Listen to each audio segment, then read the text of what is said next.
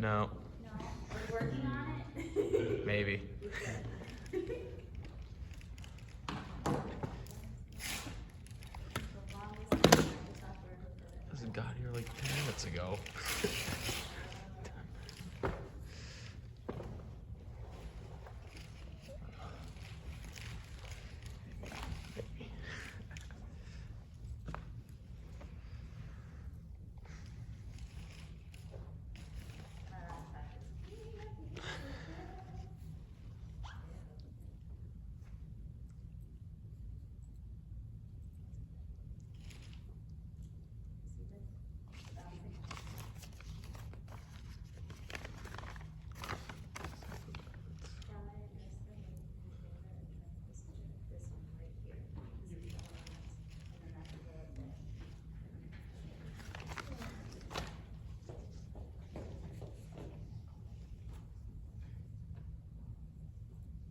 Hello. Oh, Jesus. Good morning. Morning. I'm Laura Stahl. If you have not seen me or met me yet today or this weekend, I'm usually mostly a voice actor, but in recent years have been privileged enough to get to adapt scripts for anime and also direct a little bit as well. So this morning's panel is about how to get into the adapting situation and what goes into that, what you need to do that. I know directly after my panel, Tony Oliver is going to walk in here and talk about directing for anime, and I think he gets into actually directing some people. So if you're interested, you should stick around for that as well. But in the meantime, I'm going to get started on how to get to the point where you have words to say, and he gets to how to say them. This is my friend Lugo here. They are going to help me out by opening the sample, hopefully, of one of the scripts, one of the ones that I actually wrote several years ago.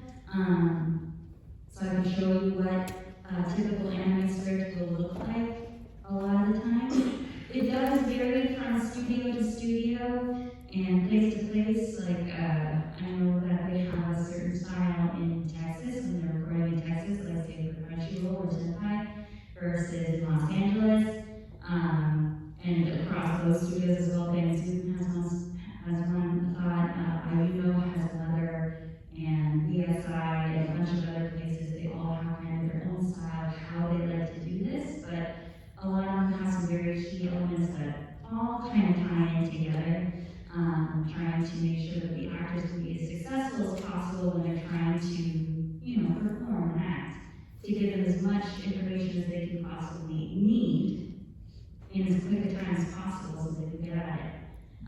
So one of the most interesting things about recordings, but specifically for anime, adapting for anime, is that 9 times out of 10, I know this will be in other panels, you don't see the script until you're actually in the booth trying to perform and record it. I remember one time I was recording for Seven Deadly Sins. I played a character, a little fairy girl named Gerard in that show, and when I walked in that day, on one of the days that I was recording for her, my director looked at me and said, okay, so we're going to start with about 3 minutes straight of upright with just sobbing. We're just going to cry. It was like 9 in the morning. It was like, oh, okay. So you really kind of never know what you're going to do until you're about to do it. But it's everybody else's job on the team in the production to make sure you can be as successful as possible in order to do so, right? So I'll talk about some of the things that go into that and what our clients, our other clients in Japan and overseas, not just in Japan, but elsewhere too. And we've adapted for lots of shows that are from lots of different places across the world, so that speak lots of different languages. So this goes for live action dubbing, this goes for like Korean dubs, Russian dubs, all sorts of different things. But right now we're kind of focused on anime because that's what we're all kind of here for, right? Does anybody here write? Do we write? We write? Excellent. Does anybody here we performers by chance? Or we just are interested in the idea of storytelling in general? always good. So, nice to meet Yeah, let's throw that on the 3D screen. Awesome, okay. So we've got that open. I'll start with how this all begins, what ends up in the inbox of an ADR script adapter so that they can get to work with their job. So what they usually receive is something sort of like this. This is the final product of a particular scene from Fate Grand Order Absolute Demonic Crime Babylonia. This is a show that I was lucky enough to get to adapt, and this is actually a scene that I got to play, because I played Ushiwaka Maru in that show. So you'll take a look here, you see, we start with numbers, and then more numbers, and then names, and then words, right? So the first numbers, that first column, that is to help the director kind of navigate through the script. Because when you're on a usual anime day, when you're recording anime, you record each character individually, one at a time. So say I'm in for Ushiwaka Maru, right? The director is going to tell me, okay, so the next loop that we're going to do, we call them loops, by the way. I forget why, but Tony will tell us because I forgot. The next line that we're going to work on is going to be 151. So if I'm controlling the script from inside the loop, which isn't always the thing, sometimes the director's doing it for me from their side of the class. But if I'm looking, I can go and find whatever, 151, which has the words died for nothing. That middle part right there, that is where the words that you're going to say are. And then the teeny ones that are also died for nothing over here, that's the translation that the adapter receives. So sometimes when you're very lucky and the person who's translating is very fluent between Japanese and English or whatever language you're starting from and then English, they're able to give you something that's really workable. Sometimes though, you have varying levels of that, or sometimes they have to rush because they have a very quick timeline and they can't necessarily finesse that too much, so maybe you'll end up with word salad. Which is just kind of a bunch of random words together. You have to sort of piece together from what they give you and what's going on in the context of the scene when you're watching it, and figure out what it's supposed to mean and approximate that. It can also be helpful to also have the manga. It is not always available. We don't always have that, but if we do, we like to read it and take a look at it. I know one of the people who works in this industry who's really up on making sure he's got all of his lore, reads all of the manga, make sure everything is as tight as it can possibly. Is Alex von David? I don't know if you've ever seen Sword Art Online, but he was the director on basically all of Sword Art Online. He directed Blue Exorcist, he's directed a bunch of really cool stuff, and it is because he's so passionate about these things that we show kind of ended up iconic. We're talking about the English director, or? English director, yes. Alex von David. He's got socials on like Twitter and stuff if you're interested. But yeah, so like I said, there's the loop number, the line count, and then these numbers here, these are the time codes. So that tells you down to the minute, the second, and the frame when you start talking, right? So we need to know that really precisely to make sure that everything fits into the class. Here's the fun thing about being English speakers and how to use adapted into English. We're very spoiled as an audience. We're very lucky in that because a lot of media that we get to watch is primarily produced here in the States or in the UK and is produced primarily in English, right? A lot of the big heavy hitting shows, television shows, and movies are in English originally. So that means that we're very used to everything syncing up correctly when the mouth is opening and closing. But in other languages, in other countries, when they're watching their adapted subs and dubs, because they do, right? They're gonna, if you live in Cambodia or you live in Vietnam or something, you're gonna probably watch the Avengers or what have you in Vietnamese, if that's the language that you speak. So that means that they're not necessarily used to seeing things sync up correctly. It can be a little loose. And because of that, they're not necessarily too worried about making sure that those things line up visually and audibly. And in fact, in Japanese, in the original Japanese anime, the seiyus kind of get to do what they like to do. So the mouth keeps moving like this, and the seiyu, the voice actor, wants to stop talking and take a breath, maybe all those pitches. They'll do it, and it doesn't have to sync up, even if it's their original animation. But we don't get that luxury in English. We have to make sure that everything syncs up as well as it can. I know that that's sort of evolved over the years. We've made a lot of fun of that, especially like the live action dubs, right? We make a lot of fun of that in the comedy and stuff. It's very well known. But over the years, we've gotten a lot better at it. And sometimes, in fact, they'll reanimate every once in a while just to make sure something fits properly. Not always, not usually, but sometimes. Let's take a look at some of the stuff in the middle column, the actual line. See how we have a bunch of things that are not just the words that you would say, like you're not going to say CLT, frustrated, hiss, right? That would be weird. I mean, maybe you would, but I don't know. Who has an idea of what CLT would mean? Any hands? Right? That's okay. So we're looking at that as a reaction. We'll call that a reaction or an effort. A reaction is where you're seeing something and it makes you make a sound. An effort is when you're actively trying to do something as a sound which you make you're actively trying to do it, right? You know how in anime we always make this noise? Right? And you know how you don't do that in life really, for the most part? 9 times out of 10, if you're thinking, you don't have to make a noise about it. You'll just think. But in the anime, it looks a little funny if you're just watching somebody sit there and think and have a reaction and figure things out without some sort of noise to let you know that a change of thought, a change of heart, or perspective has happened. So that's what those are for. And the best way to execute those is to have a point of view. Think of them almost as words instead of just noises. If you're just going to make a noise, it sounds hilarious. But if you're actually feeling scared, you're going to give it a little bit of life. Right? That's going to change it a little bit. So CLT, frustrated hiss, is letting us know that while we're frustrated, we're hissing. CLT is letting us know what our mouth position is. CLT is clenched teeth.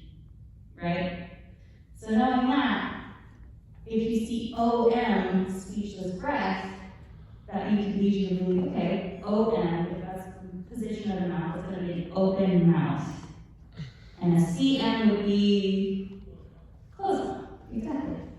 So that lets the actor know ahead of time, before they even see the animation, what they're going to do, right? When you're dubbing as an actor in anime, usually what you get to do, when you're lucky enough to get to do it, is you'll see a preview of what you're about to record. And it depends on the actor in the studio about how long that's going to be. Sometimes it's just going to be one line. Sometimes it'll be a series of lines. You'll get to do like a little piece of the scene.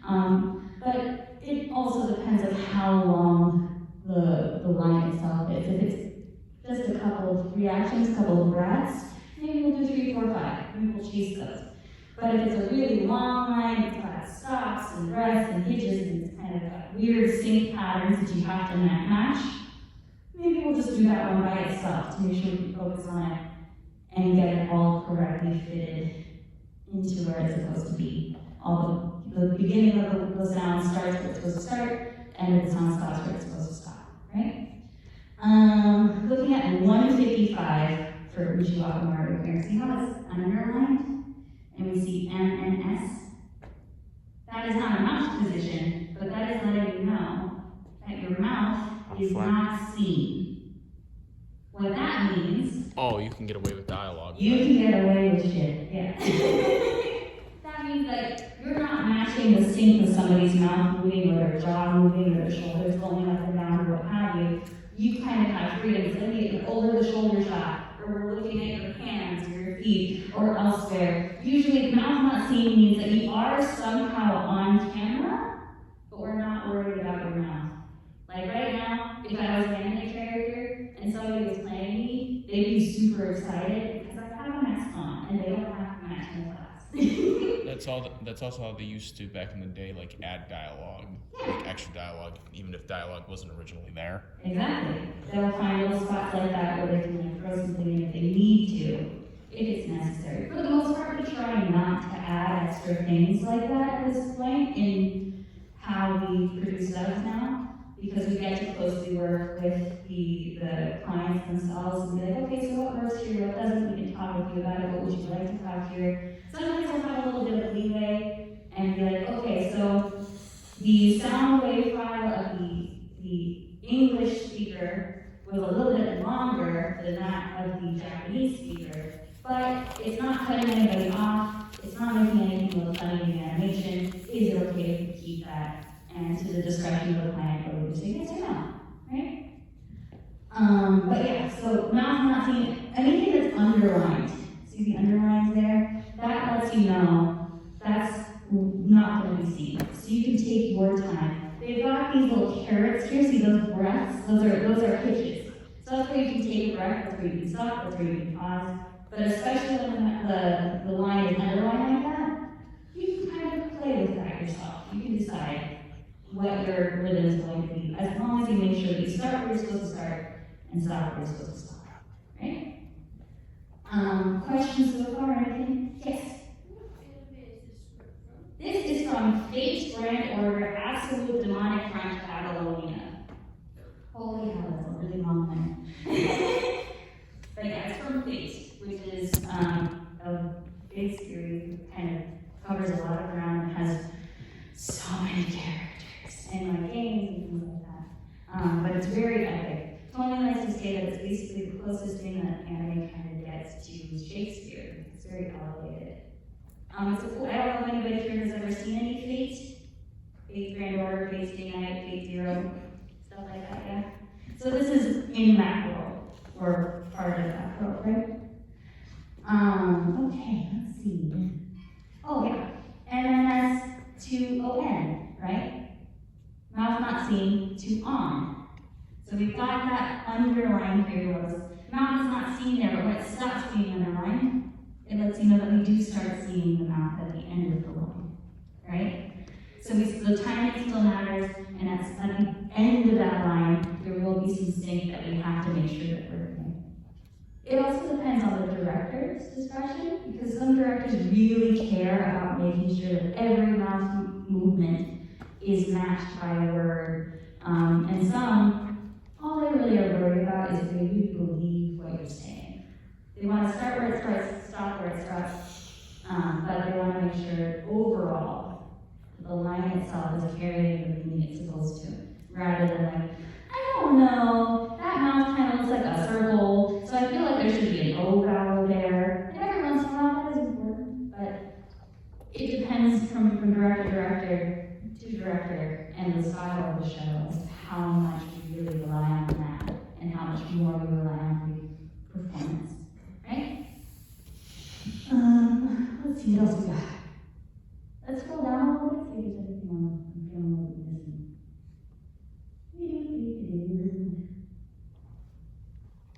Yeah, no, that's right. See here at the very bottom, down no aura, 8-vote leap, and see how it matches the translation over here. That's an attack. The thing about like attacks and names and whatever universe you're in, you want to make sure that you're using the correct terminology for that universe, right? So like, for a really terrible example, think about like Harry Potter or whatever, right? The spells that are in Harry Potter, you want to make sure you're using the right spells. Or if we're talking about the Force in Star Wars, whatever makes sense in that universe, you want to make sure that you're staying true to. That's true here, Donna, April, or similar to like Beyblade. There's different attacks that you use, or Pokemon.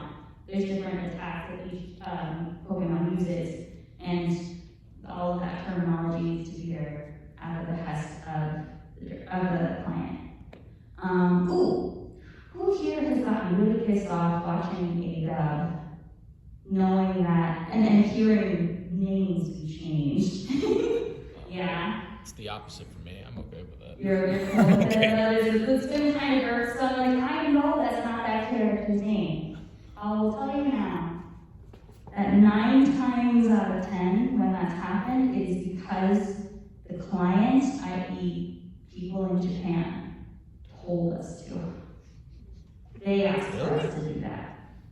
One example I can give is Beyblade.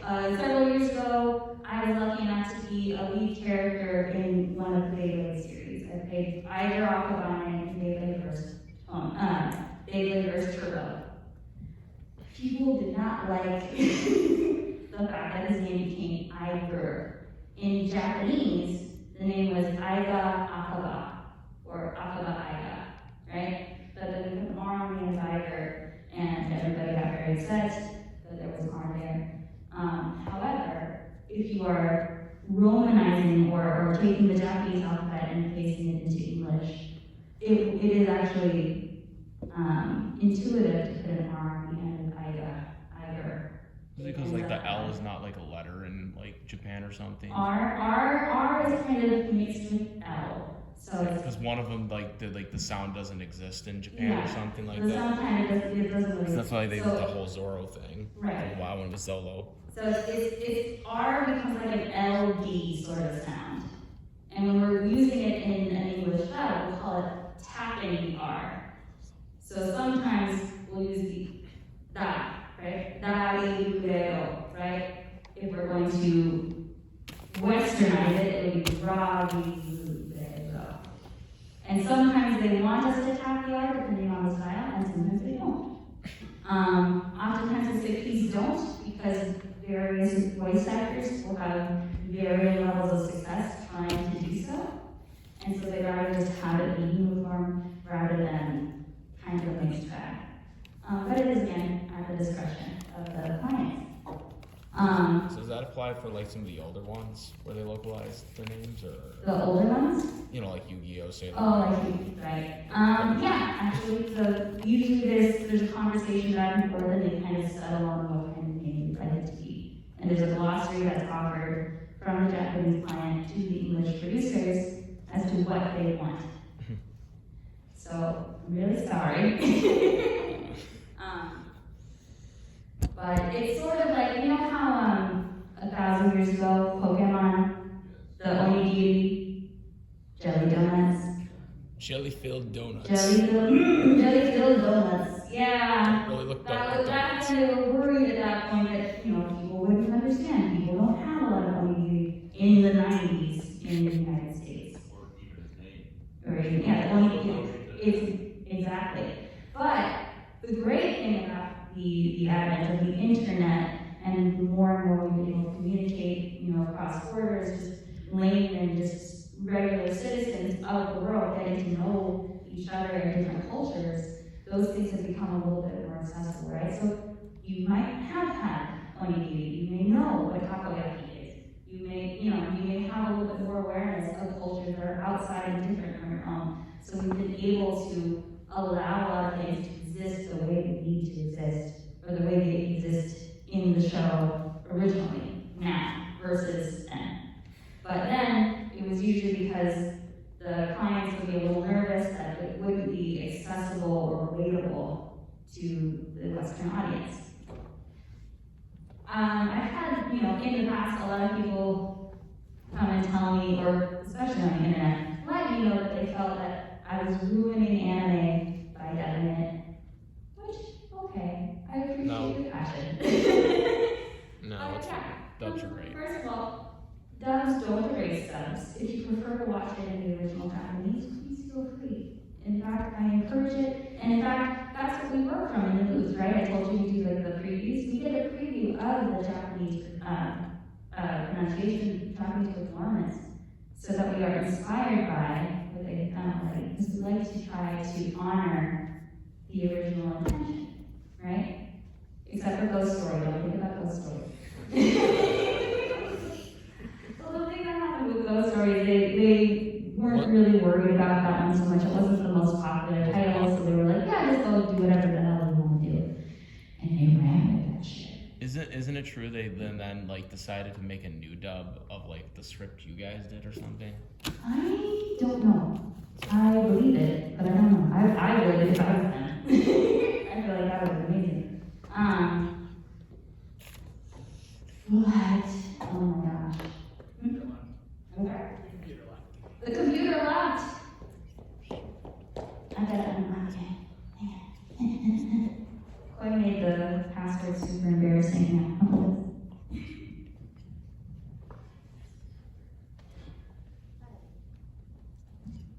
There we go. Okay. So, are there other questions so far? Yes.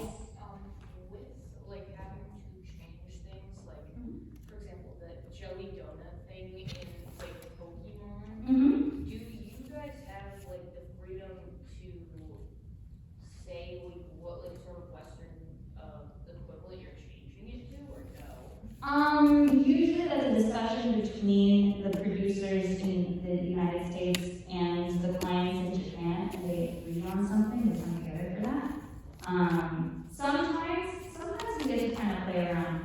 I will say, there was a show that I recently was able to direct, and Chloe Dow, my partner, got to adapt that script, and they left us pretty widely unsupervised. So we might have been no trolls about it. We did stick to the original storyline, we stuck to the original comedy beats, and we were adapting what was originally intended. We weren't changing the intention, we weren't changing really much of anything, we just were punching up and making sure that it made sense to today's audience at this point. The only place where I would say it's a little bit more broad and more sweeping decisions get made would actually be in comedy. Japanese comedy and Western style comedy are quite different. I'm not going to say that sarcasm doesn't exist in Japan. I've heard that people say that before. That's not necessarily true, but it is a little different. There's less of it, where the humor is a lot less dry, it is a lot more pun-based, right? And it's difficult to match those puns because they make sense, the words make sense in Japanese, but they wouldn't correlate in English. So we can't use, even if we want to use puns, we could not use the same ones that they're using in Japanese. So at that point, we need to try to find some sort of an equivalent or another comedic turn that will make sense in that moment and honor what they're trying to do outside of what doesn't quite line up. In the Japanese way, we have a lot of things, they have a lot of things that we don't necessarily do in English. Like, who's heard itadakimasu, right? That's what you say before a meal. We don't really do that. Not so much. But there's bon appetit, right? That's French, number one. And number two, we don't really see that at dinner tables. It's not a usual thing at this day and age to do. Whereas it is kind of there still. Or the announcement of, I'm not going to go out now, I'm going. Dinner is solved. Right. Yeah, so we can find different equivalents. Everybody dig in, is often what people will say. Thank you for the food. I'm sure you've heard before in dubs, right? So we try our best to kind of acclimate to or be a part of that part of the culture, but we don't necessarily have an equivalent. Or honorifics, right? We don't really use a sama. We don't really use chan, kun, san. We use Mr. and Miss, or professor. We don't really use sensei, we don't really use master, any of those things. We try our best to meet those equivalents or find out what the client is really looking for. Would you like to hold on to the honorifics? Sometimes we will say san, sometimes we will say chan or kun in a dub, right? Because the client would like us to. But for the most part, we either will drop the honorific or we'll substitute it for Mr. or Miss, things like that. Or how it's a big deal to use somebody's given name versus their surname. That's something that we kind of have to navigate as well. Because for the most part, using each other's first names unless you're in a professional setting or you're a teacher or deferential to them, right? So we find those moments and navigate those as best we can from project to project. But it's never out of disrespect or a desire to negate the original intention. Does that make sense? At least not on my part. Maybe somebody else is an asshole. Pardon. But here, I know what we can do. I do have, so this is the script that we have here. I actually have the clip of this script that I can show you. Here, will you take this from me? There you go. I don't think, gosh, I hope you correctly. Oh, it's minimized now. I know. I want to show you a thing. There you go. So the script that you're just looking at is this clip here. And you can kind of see how what was done in the script translates into the show, right? Let me see if I can. What, the white and black screen? We're gonna do that. Go away.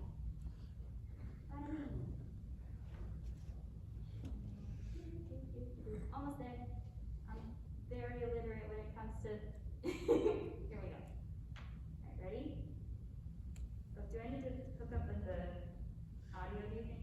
No, it should be. It should be connected, but hopefully it's not gonna destroy your ears. I'm gonna go with that. Mistaken. Oh, smart. He was mistaken. The end of humanity is inevitable. That stubborn soldier died for nothing, so no one can protect the world from me.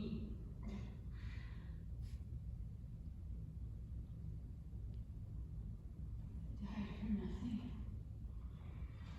You think so? Gorgon, was it? You're an amateur when it comes to warfare. Damn you. The top of Wretched Goshen, in the capital, there was a great man. His name was Benkei. No, don't do it! We're heroic. Oh, that was the part where the mop flash comes in. We were humans that left a mark on history. Remembrance of our deeds would be our reward for saving humanity. That's right. There is a child that will admire me 1,000 years after my death. That fact alone gives me the power to fight on. I have no qualms risking a temporary life for that. That's where the mouth flap comes in.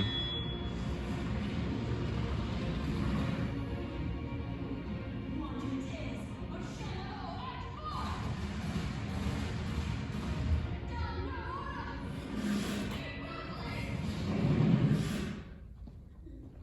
So there you go, right? You see where that mouth flap comes in? Yeah, you see where the flaps Comes in show from the up, background. right? So you get to see this sort of a roadmap, right? It kind of gives you an idea, almost like choreography for speech in a way. It lets you know what your timing needs to be. Also, when you're adapting a script, what's really good to know is who is going to be playing what. You don't always get a chance to find that out, but when you do know those things, as you get to know the actors who are playing each character, you get to know their cadence of speech, how quickly or how slowly they speak. You also want to consider the character themselves, right? You're thinking, okay, so if you're an 80-year-old man is going to say something very, very differently from a 6-year-old girl, right? So you want to make sure that you're being true to their voices, that you're true to who they are as a person. Somebody who's gone to college and is very academic or something is going to speak differently than somebody who's on the street and selling their wares. You know, it's just going to be a little bit different each time. Even if they might have the same intention, they're going to use different words to communicate what they're feeling inside or what they're asking for, simply because of their culture, their social status, who they're talking to. All of those things matter when you're choosing your words, right? Because maybe you're going to speak to your mom and ask her for an apple far differently than the person you might have a crush on. Hey, can I just say things? Right? Or just, Mom! I'm hungry! It's going to be different. Also, their projection, right? right? I cannot write on a plane because I will write out loud.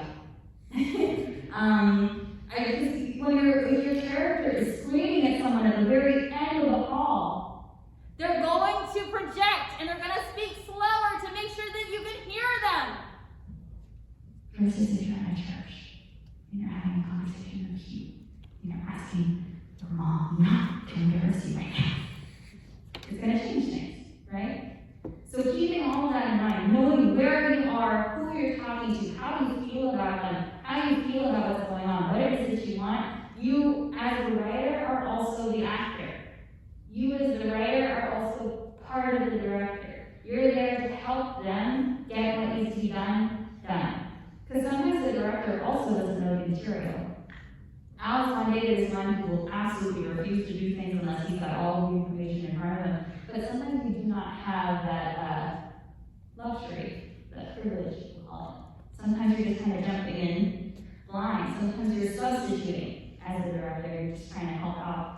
And you have to glean as much information as possible from the context in front of you to help move your characters along, move your actors along, and help them feel comfortable and safe to play. Which Tony will get into later, sure. Are there other questions as of right now? How are you feeling? Yes?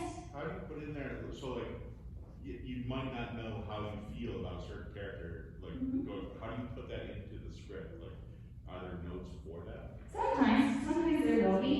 And sometimes as you continue to glean experience, you can sort of see the shape of the story before it unfolds. You'll kind of have an idea of what part each character sort of plays. And luckily, like, we just watched this animation here, and when you saw Ushiwaka Maru and grab her sword and unsheath it and get ready to fight, how do you think she felt about the world?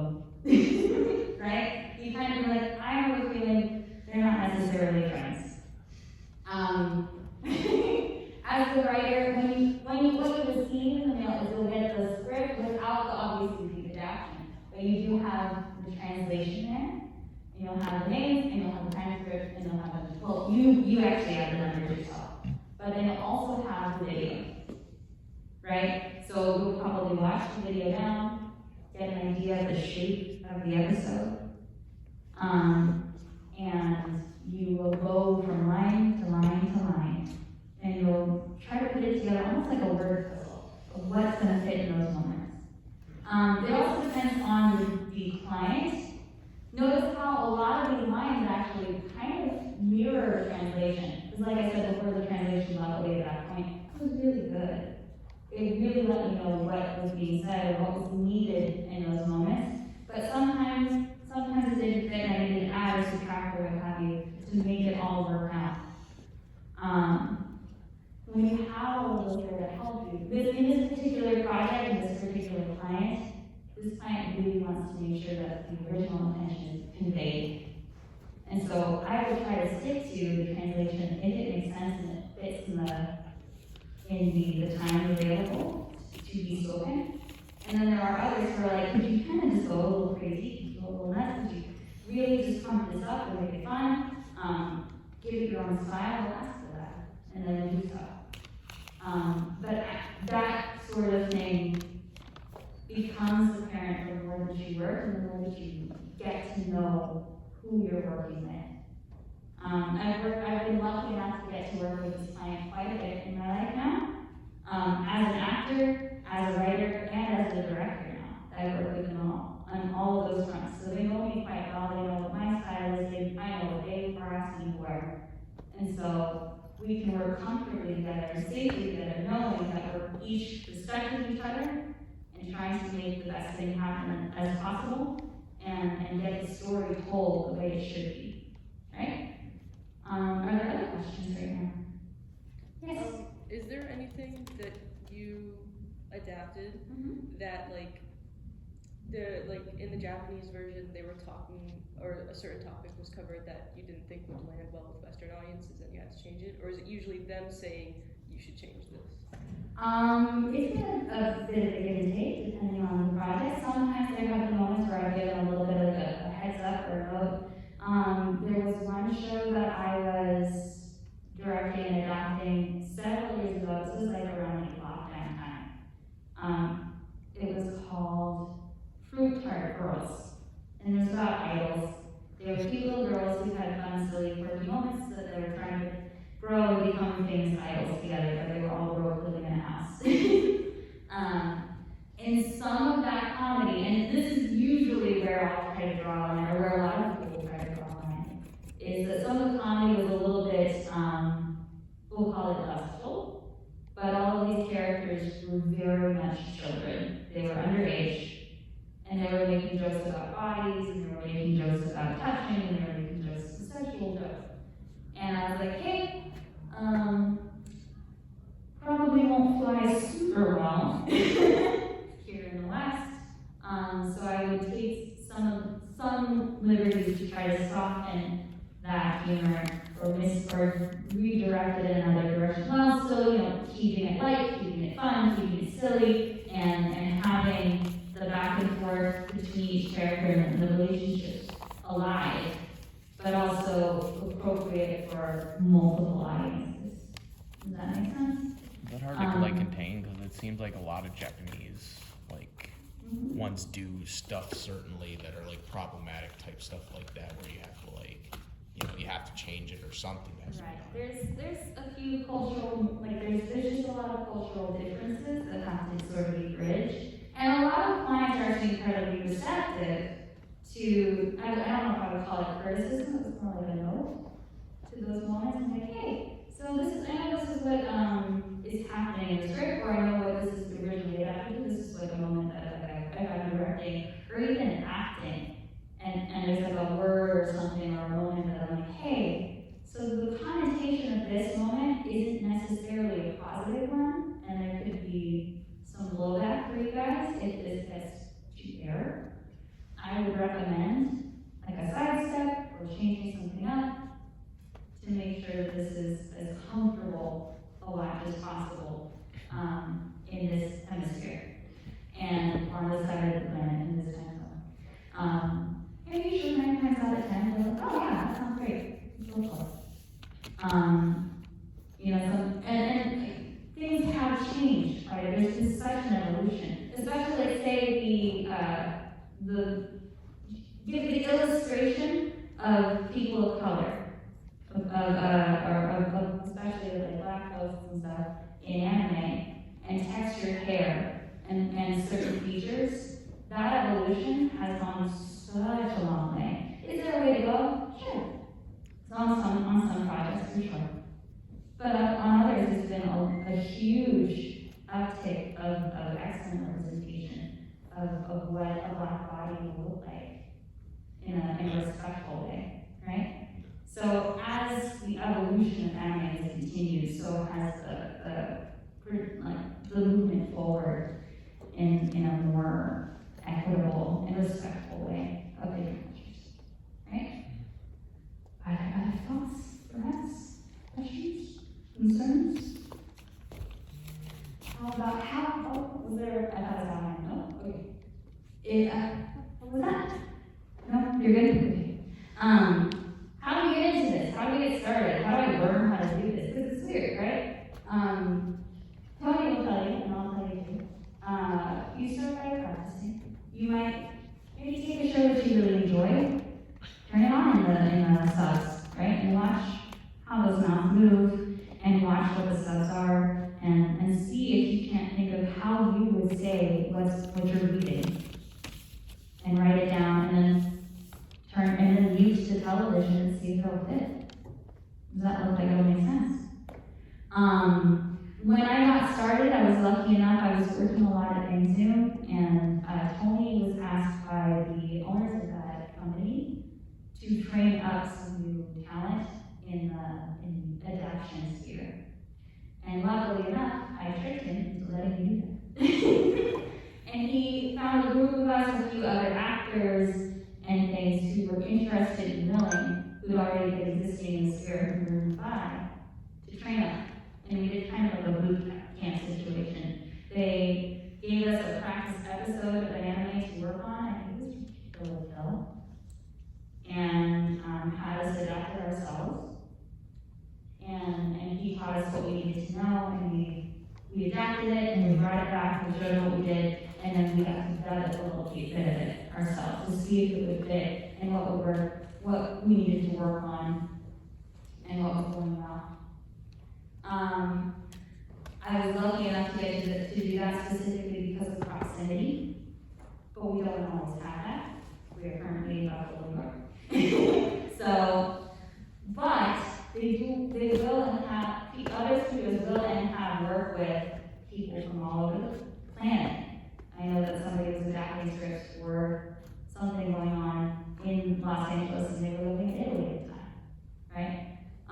So if you start practicing yourself and maybe create like a mock script or something and contact the studios that do the adaptations, do the westernization, localization, and say, hi, I'm a writer, here's maybe my resume. It can include college credits. It can include a play that you produced yourself. It can include any short stories that you might have published on your own, or any articles that you might have made for a magazine. There's a lot of things that you may have experienced having done that could relate as a writer, as a wordsmith, to this particular genre. And you can let them know, here's some samples of my work.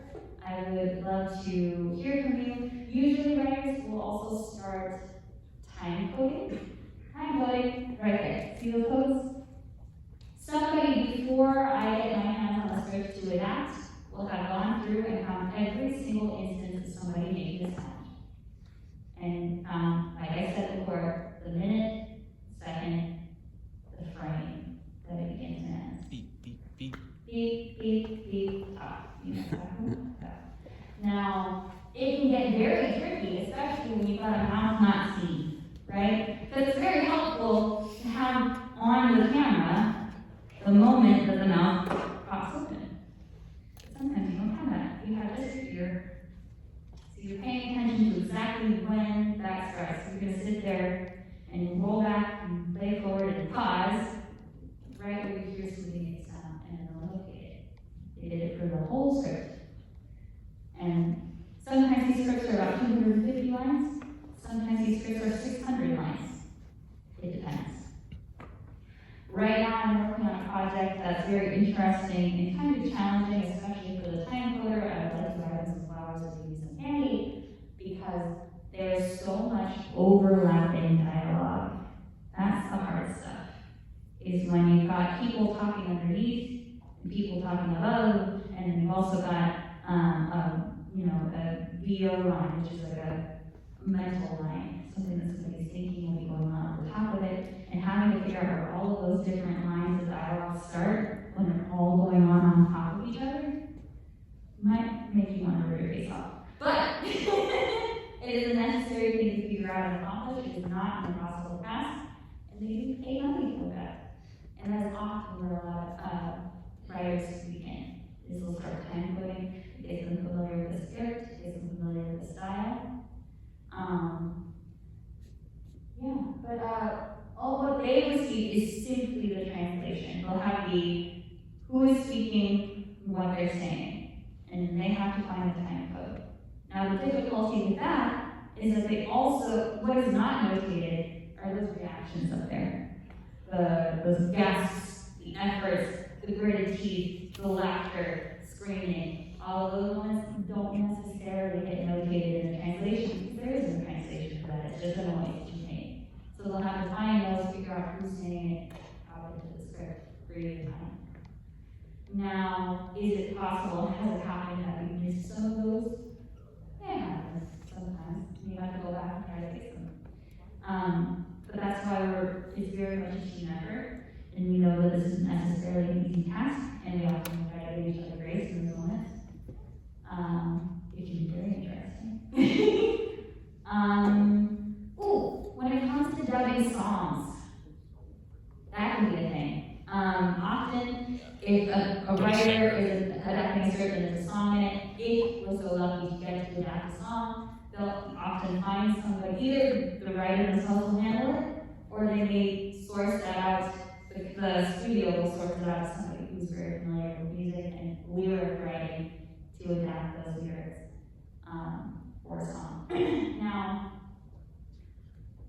sometimes we don't get to adapt the songs. Boo. I know. It's terrible. I will tell you here from experience, I get mad about it that. is not because we don't want to. 9 times out of 10, if a song is not adapted in an anime, it is because we cannot get the rights to the song so that we can adapt it. Even though it's like being sung during the episode, Yeah. which still counts as Because the song itself doesn't belong necessarily to the people who created the episode, it belongs to whoever wrote it. Jeez.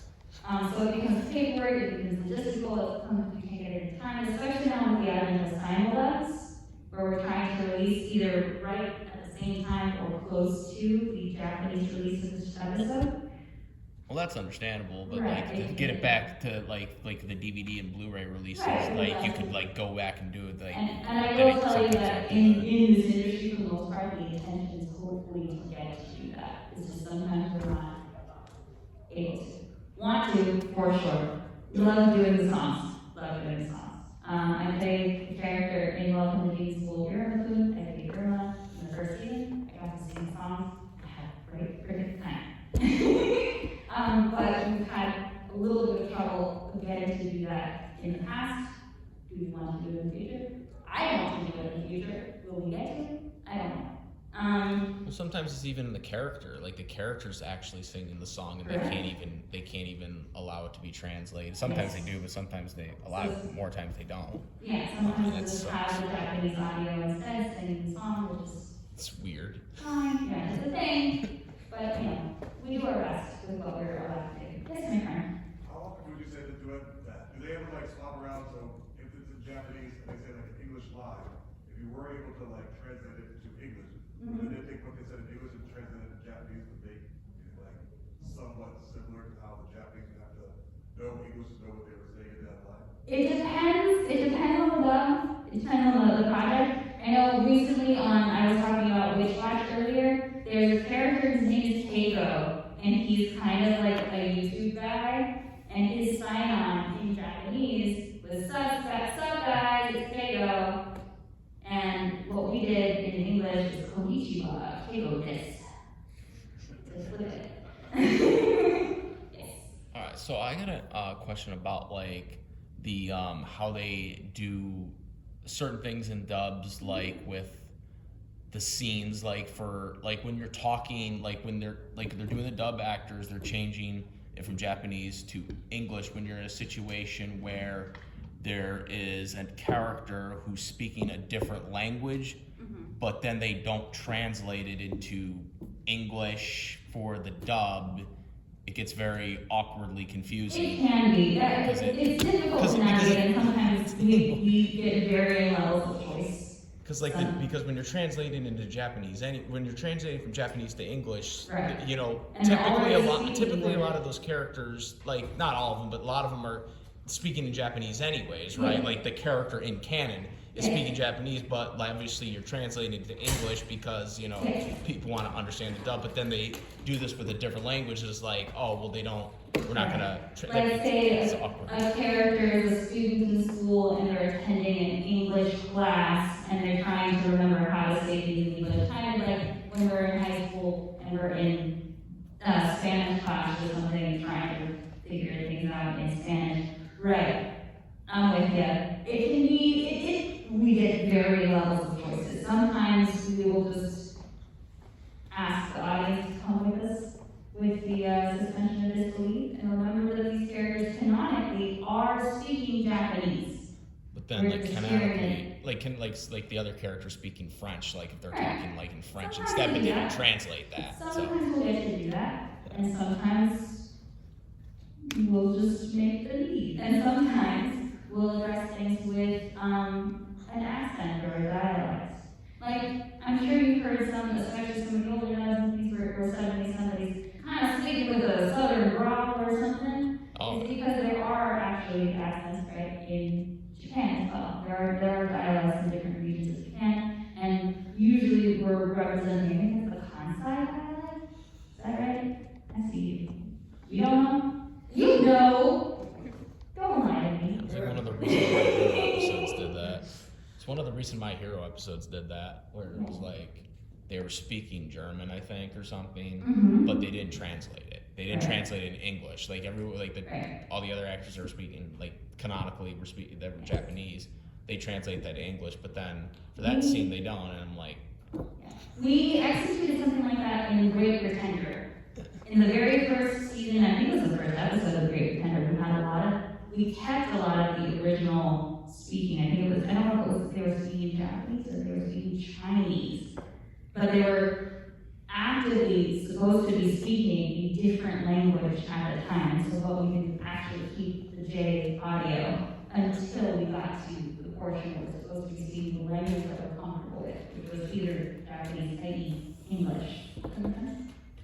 So yeah, it really depends and varies from project to project to project, and what the client is looking for, what they're going to allow, what they're going to feel comfortable with, how they like to execute it. It's all kind of taking a lot of communication back and forth.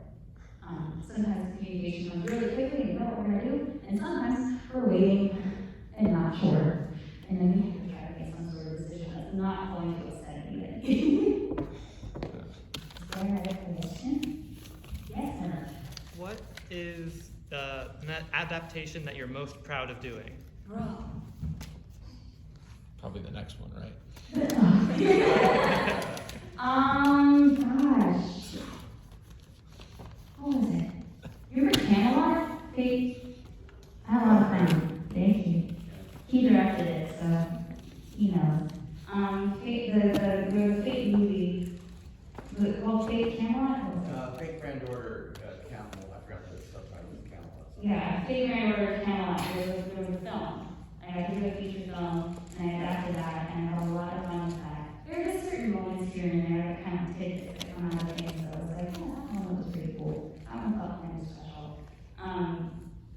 I think what really helped me to adapt, well, other than him teaching me how to fucking do it, was also being an actor and understanding what it's like to be behind a microphone and understanding that sometimes certain letters next to each other suck. That's also part of why I say that I like to write out loud, is because I need to know how much effort is going to go into these tongue twisters that sometimes have to happen and how quickly things have to be said. Because there are some words that have the same amount of syllables that one's going to take longer to say than the other, right? An M is going to take longer than a B, right? An S is going to take longer than a T, right? So sometimes that helps you to lengthen or shrink a piece of dialogue that needs to be delivered by switching out a word, not because it's not a good word, but because we need to move faster, move a little slower, right? So understanding those phonics and sound things is really, really helpful. What time? It's your turn. It's my turn? It's your turn. All right, welcome to Ryan Paradise, and he's going to hang out with me. And now he's going to talk about directing now and how all that works in time. I'm just going to hang out with you. Is that cool? That's cool. Oh, that's the question. Hi guys. This kind of really nicely segues one into the other because one of the things that you get led to when you're doing adaptation is you end up with some kind of direct. In order to direct anime, you have to be able to write anime. And the reason is because you have to rewrite the studio, like she was talking about. Sometimes things don't work. Sometimes you have to lengthen things, shorten things and stuff. And occasionally you're working on some of the lower budget shows with people who are brand new at adapting. And we can't just reject them, because then we won't have adapters later on. They have to learn, which means making mistakes, which means we get to fix them. So that's part of what it is that the director does when dealing with anime. No, but it helps to find out, to kind of understand what a director does, what a director is. And across, it varies based on what you're talking about. On stage, if you're talking about stage directing, which I've done, a large part of that is staging, creating a very pretty picture on the stage for people to look at, and then working with the actors to make sure that all the emotional points and all the beats are hidden. So that's what you do on stage. On film, one more time, it's a visual medium. So you really focus on a lot when I've directed movies, focus on making sure the angle is right, there's some emotion in the picture that you're looking at, and then you deal with the actors. And anime, voiceover, it's all about the actors. You are really dealing with emotional beats. The picture's already taken care of, the story's already written, so you're there really focusing on telling the story at an emotional level. What a director is the master storyteller in a show. We're the storytellers. When I first started doing this, I was told that you couldn't pitch a story over a beer, over the length of time it takes to make a beer, you're not ready to direct a project. You need to focus it down to that kind of level. So that's what we do. When I'm looking at a directing piece, I'm really looking at what are the emotional beats. What does this character feel about that character? How does that affect the overall story? And then what is the overall arc of the story? There's an emotional arc in every story, the journey. What is that journey? And that's going to affect how I talk to the actor. The biggest misconception is that what directors do is tell actors what to do. That's really not our job. Our job is not to tell them what to do. When I look at it, my job is to tell the actor what to feel. And what I need to feel as an audience member in order to relate to the story. So when I give a direction, I'm almost always giving a direction like, I really need to feel like you hate that person more. Or I really feel like like you're having a revelation inside, like you're having some sort of a light bulb go on. And those are the kind of directions that I'm going to give. The stuff that you don't like out there's anime out there you don't like. We all have anime we don't like. Generally, it's because they're forcing the actor to do things that the actor is either not ready to do or the story doesn't support. So this is we get a lot of new directors. I've actually had directors who will say, okay, no, I don't want you to read it this way. I want you to read it this way, and actually give you the reading. So I can do that, but it's not going to sound like me. It's going to sound like them, like me doing a adaptation of them. So that's kind of what we do in terms of directing. The fun part of anime is that the stories are already taken care of. As a director, I don't have to make a story choice. When I'm directing a movie or a play, I have to make all the choices. I have to choose what you're going to see, what the color palette's going to be, how loud is the actor going to be, we're on stage, what we're on stage are they going to be when we're doing this. Uh-oh, did that? This comes and goes. Nope, it died. Okay, hello. Actually, it's last day I could have I forgot where it was. Oh, making all the choices. I'll make all the choices, yeah. When I'm directing anime, the only choice that I need to make as a director is how is that actor feeling, how's the feeling of that actor's performance compared to the feeling of the original Japanese performance. We have to match the emotional piece. We're not trying to match what they do or how they sound, because then that sounds ridiculous. If we were to do that, if you were to do it in anime, this is why I'm not worried about AI that much. If you were to try to do an anime in an exact Japanese style, their style of acting, and with the emotional pieces they use, it would sound ridiculous. It would sound way over the top for us. It's just not the way we do things. Counter that, if we were to do a Japanese story, a Japanese anime, and do it totally in an American style, they would think it would be boring and dull, because it's not emotional enough for them in the way they express emotion. So a lot of what we have to do is figure out how to express the emotions they express in a way in which you can understand it. So that's basically it. Great. I'm just trying to remember where I'm at here. Any questions? Sometimes I'll always start with a question and I can kind of revolve that. Any questions? Yes? You go ahead? No? Alright. To get to be a director is kind of a weird thing. People ask me about this all the time. How do I get to be a director? How do I get to do it? How do I get to do it? And the question is, I have no idea. Most of us get there by accident. I tripped and fell into it. I was working for Sublime Entertainment, doing a script adaptation for a show called Musicals that was on Nickelodeon. And we had a tight delivery, and my director called in sick. It was terrible sick. We had to get it done that day. We couldn't cancel the actors, so I sat in. And I thought, oh, I'll try it. And I found I had a bit of an act for it. So the next time I had an opportunity, I did it again. And then I realized I liked directing, and I was a producer there, so every time I could, I would hire myself to be a director. And that's kind of how you learn how to do it. That's not something they teach. I mean, they teach film directing, but even the film directing teaching tends to be really technical. Here's how you frame a shot. Here's how you talk to the DP. Here's how you do that sort of thing. It's not so much how to tell a story. They There's nobody that really teaches that. You kind of have to learn it on your own. So if you're directing something that you want to do, you start by writing. You start by reading and writing, and listening, and looking at what you like, looking at what makes you feel. What is it that makes you feel? The reason you watch anime is because it makes you feel. Makes you feel stuff. And that's our job. Our job is to provide you feels. So if you want to be a director, one of the first things what I do is I sit back and I look at it as an audience member. How do I want this scene to make me feel? Should I be crying in this scene? Do I want to feel that kind of emotion? That sort of stuff. And that really guides most of us. And if you can get out of your own way and you have an aesthetic that happens to match the industry that you're in, then you can succeed. The problem is finding that aesthetic and figuring out how to knock on that door and figuring out what the job is. When I first started doing this, there was maybe 20 people in the entire country that were directing anime. Now there's hundreds.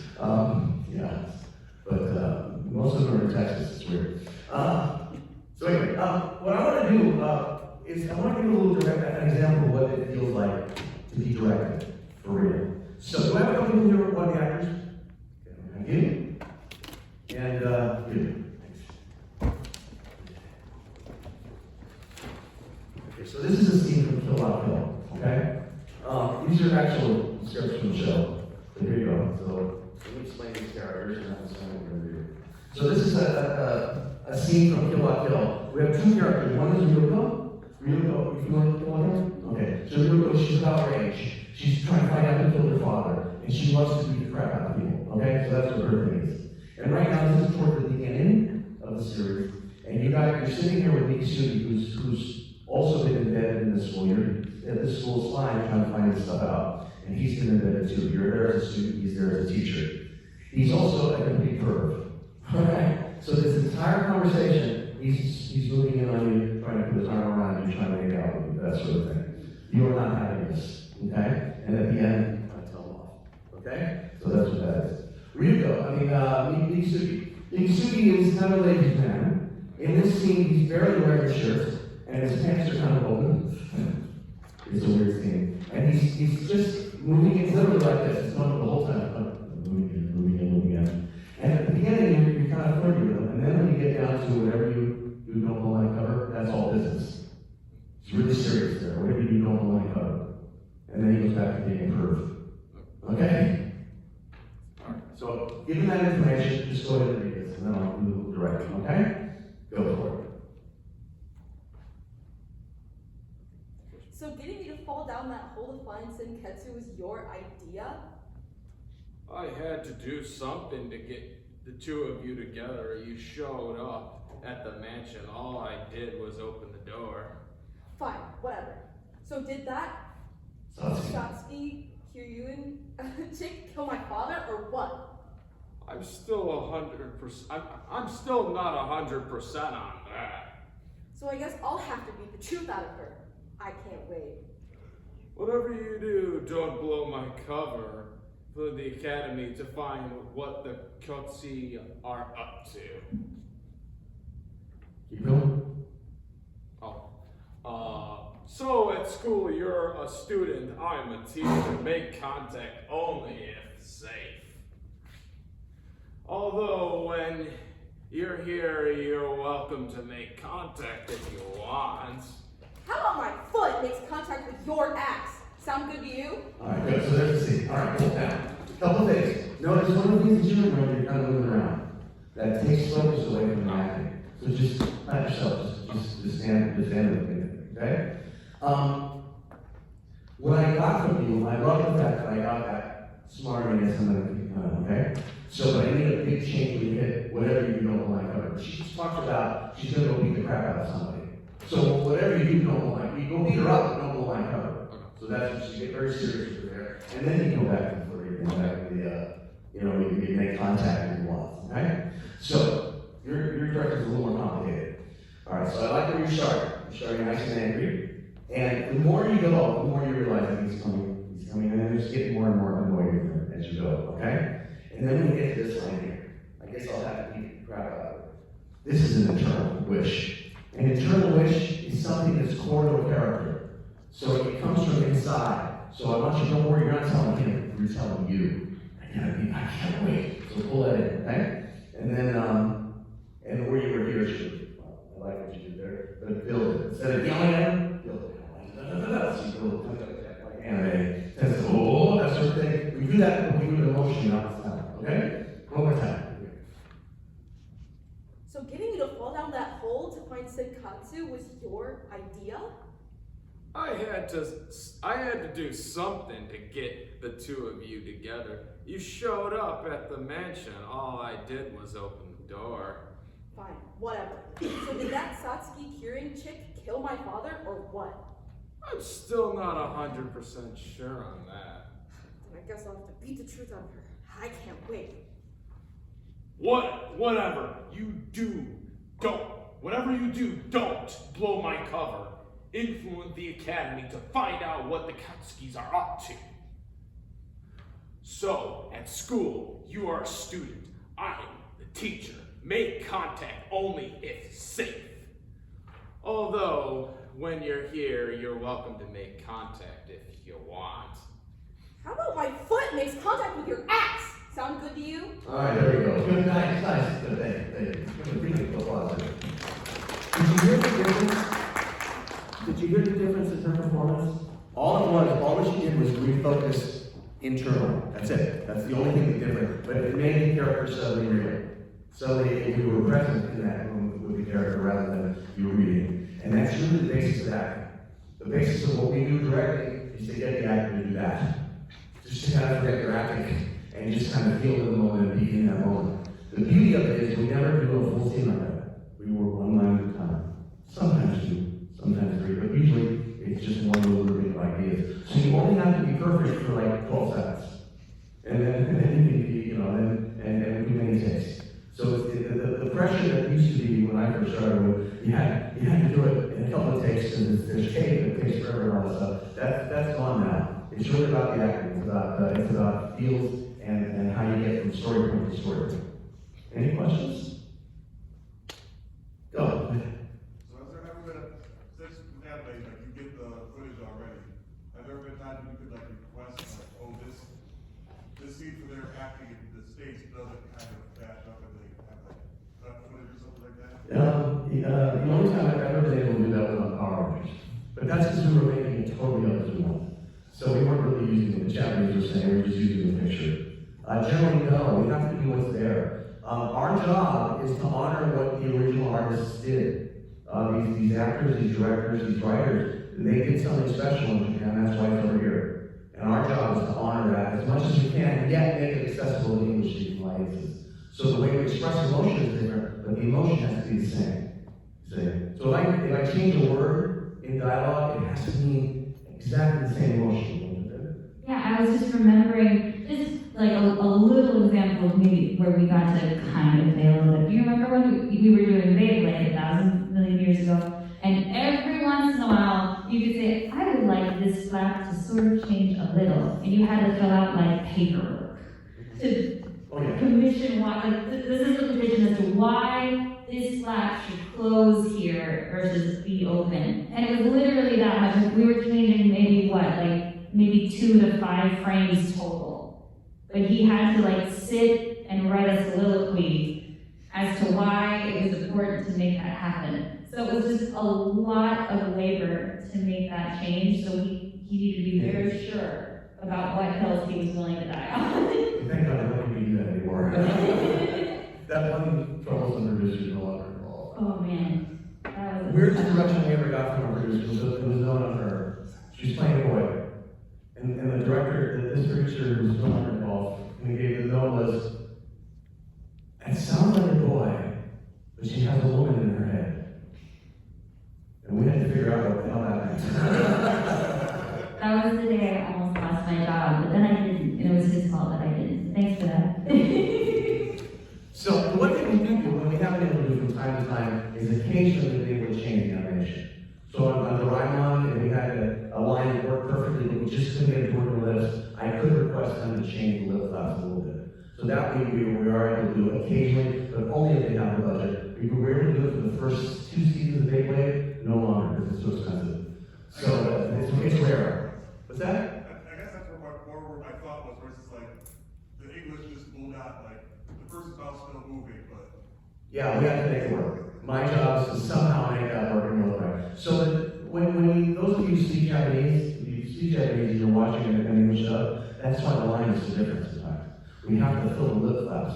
So we try to do it with filler words and things that don't change the meaning, but sometimes you can't. But it has to look right. It just has to look right. We don't have a choice on that. There are certain things I know all of you have heard in certain dubs, and it's a joke. It's become a joke a little bit because this is what anime sort of sounds like. But I'm certain all of you heard. However, then there's a line over here. There's like those 2 or 3 flaps that happen in the beginning, and then the pause, and then there's more. You'll hear the word just 17 times in the course of the conversation. Just is a big filler word for us.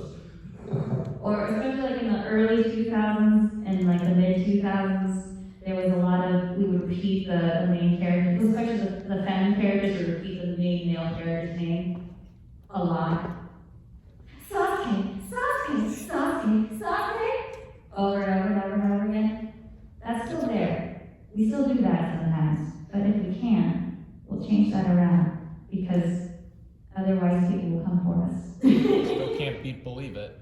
Yeah. I think it was just triggered on that a little bit. Alright, so getting on to what you were talking about in the animation, what are the situations for like when, you know, I don't think this is done as much today as it was back in 2000s, but I'm sure it's still sort of done to a certain extent, like censoring certain animation or altering parts of animation, like, you know, they did like that a lot in the One Piece, the old One Piece dub and Yu-Gi-Oh! And stuff like that. That has to do with our British community standards in this country. And to a certain extent, that really ruled up through the end of the 90s and the early 2000s. One of the reasons Dragon Power Rangers was what it was, is that we really couldn't follow Japanese story, made no sense in English, and really wouldn't speak to what the story was about. A lot of that started to change as the 2000s wore on, and when Sailor Moon came back and decided not to hide the fact that a couple of characters were in love with each other. And that started to kind of open things up a little bit. So there's less and less of that, but we do have to do it, and that is generally done in the direction of the American client, because they have, you know, Disney has certain standards we have to follow. That said, they pretty much, Disney is who's airing Beyblade, and they pretty much leave us alone, and there's a lot of stuff in there you wouldn't expect on Disney, so. Is there like it is changing, it's liberalizing a little bit at this point, hopefully. I think it's in response to how conservative other things are going. This side is liberalizing on the balance of it, I think it's happening. Is there like a certain instant of things like where like in terms of like getting like an animator, like that if you have to like censor something or change something in a specific scene that was in Japan already, that was already done, like is there like a discretion like in terms of what they decide that they're going to change it to, if they have to change it to something specifically, that like they have to censor this out, and then they have to, like, what's the decision? Like in One Piece, I mean, this is an older dub before kids, but like, for example, there's the infamous gun that's censored for the Slinky Hammer, whatever I don't know if it's ever official name, but like, but I mean, like, what is the discretion like in terms of like deciding like what it's going to replace? Like what As a director, I have zero discretion. All right, so that's a suggestion I would make, and it'll be discussed among the American producers. Through the animators that like that are hired to. Well, there's many steps before it gets to the animator. There's that, and the American producers have to go through it, and then the broadcast standards people from the people who are airing it have to opine in. And once that's done, and there's a decision that a change wants to be made, then it has to be discussed and negotiated with the Japanese. Okay. If it's a picture change, generally it's not going to get done because it's too expensive, and then we have to figure out how to verbally do it, or they will literally just cut the frames out. They do that sometimes. If we can fix it, we do. If it's audio, it's a lot easier. We can use words. I have a little more discretion on directors because I've been doing this for 40 years, and the Japanese producers kind of trust me. But generally, we change as few words as we can to make all that work, and we don't have to censor quite as much of that stuff. In Beyblade, we have some characters that are having crushes on each other that are of the same gender. This is something I've not seen in children's television before, and it's there and it's airing on Disney. So it's less and less and less of that is being censored. By the way, broadcast standards hate default censors. We don't call them that. What? I'm sorry, what? The broadcast standards people, people that do the censoring, okay. they hate default censors, so we don't call them that. More questions? How do you deal with actors who are really new and are maybe kind of locking up in their nerves? Good question, thank you. I'll give you an example of what happened to me. My very first union job was for a Warner Brothers film called Schatzi. It was never actually released. It was a Dutch film we were doing in English. And now I was working in these little tiny booths. You know, we all work in these little booths that are just bigger than us. And just a few people, and it's very tiny, not very glamorous. So I found myself in compact video, which is for big movies. And I had an entire movie theater to myself. There's no chair, just me and this movie theater, 3 microphones, and the director and his people are somewhere else. And my first line was, "Holy shit," was my first line. 2 words, you should be able to get this. On take 8, the director said, "Hang on, I'm coming down." I'm like, "Oh my God, I'm getting fired." And he walked down and he asked me how long I've been doing it, and I said, "Well, about 2.5 years at this point." And he said, "Do you realize that your hands are just balled up and fists really stiff like that?" And I said, "No." He says, "Relax your hands, you know how to do this, you'll be cool." And from that moment on, I was able to land it after that. So that's how I handle it, the same way they handle it with me. I try to point out to the actor that they're nervous, that you realize that you're tensing up. Because often they don't, they're just so worried. Just get people to relax and be in the moment. Also to remind them that they already got the job. You auditioned against dozens of people, you got the job. You are obviously good enough to be here. So let's just work through what you need to work through to get there. And find the best people, their best selves. And most people take 2-3 sessions before they really kind of settle into it and start to find themselves as actors. Some people do it faster. So. I remember, oh, go ahead, yes. Oh, I was gonna ask, as a director, what do you think is the most praiseworthy quality that an actor can have, a voice actor can have? What do you look for that really sets someone apart in working with them? To be able to find an almost instant emotional connection. When they're looking at the character, they're looking at it emotionally from the moment one. So, in casting, that's really important. There's a casting, Chris is talking about as a casting director, and he's probably one of the best casting directors I've ever worked with. What she does first, before she listens to the actor, what they sound like, she's listening to how they connect. The first criteria, are they connecting, even if it's not the correct emotional connection, are they connecting emotionally with what they're saying? Once you get past, if you get past that, that's half the battle right there. So when I'm looking for actors in the booth, I want them to start thinking about what the character sounds like and start thinking about what the character feels like. Because that's what's going to get us to work. That's what's going to make you cry when you look at it and watch the show. And when we try to make you cry, that makes us feel good. So that's what we try to do. What were you going to say? I'm good. I'm actually gonna go pop back to the table for a second. Oh, abandon me. I was going to say. Thank you, Laura. You're amazing. So, more questions? Go ahead. What's generally the hardest lines to do that take the most takes? The hardest line to do is, well, I'll use Japanese term. When somebody is tsundere, when they are having to behave in the opposite way in which they feel. That's a difficult thing to pull off as an actor, because your emotions are taken this way, but you have to present it this way. And it's difficult to do, and sometimes it's hard to find it. I played a part with Laura and she was almost entirely that. And it took me quite a few weeks before I kind of felt comfortable in doing that. And that's the hardest thing to do, is to play all the subtext. The best actor I've ever worked with, that's Ari Walter. You've seen Phase Zero, she played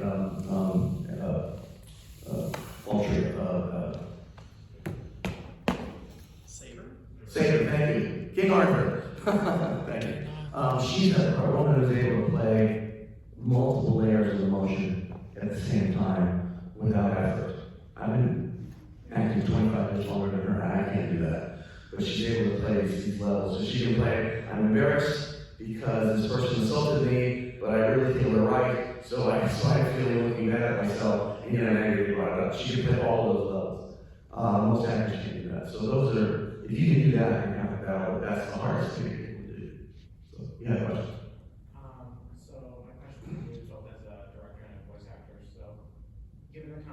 scene when the line is kind of just ambiguous, how does your interpretation kind of like feed into that, or how do you go about that? Well, for that, it's ambiguous and it's actually ambiguous. So, if it's ambiguous line, sometimes the more lost the actor is better. Because it pulls out ambiguity. But what we try to do in those cases is try to not put anything in the space. For lack of a better word, the director, or the writer, or the actor added a little vacuum, a little empty space there. We don't want to fill that up necessarily. There's a reason for that. Usually it's rhythmic, sometimes it's emotional. So we try to honor that rhythm and that pace. There is a cadence to animation, a cadence to animate, so there's a beat and rhythm to it. And what we want to do is kind of fall into that beat rhythm as much as we can. And it's not a physical beat, it's emotional. It's emotional beats. If you notice, there'll be a hard hit resolution. It's almost always a freeze. Okay? There'll be a hard hit, and a big surprise. So we're always looking to try to not fill those spaces between so those hits make sense. That makes sense? Yes. All right, cool. Well, that was a really in the weeds question. Thank you. Any more questions? Go ahead.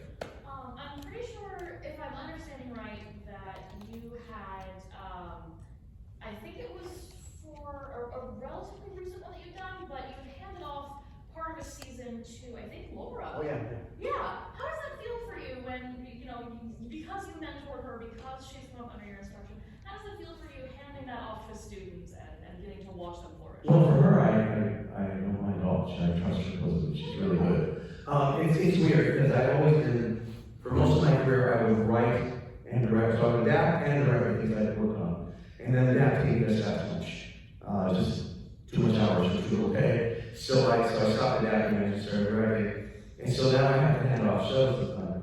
So with her, it's okay. Generally, I feel a little weird about it. I feel like I'm losing something, even though like I had to hand over Faye Strange Shape to her. She did about 2/3 of the season. I did the first few and the last few.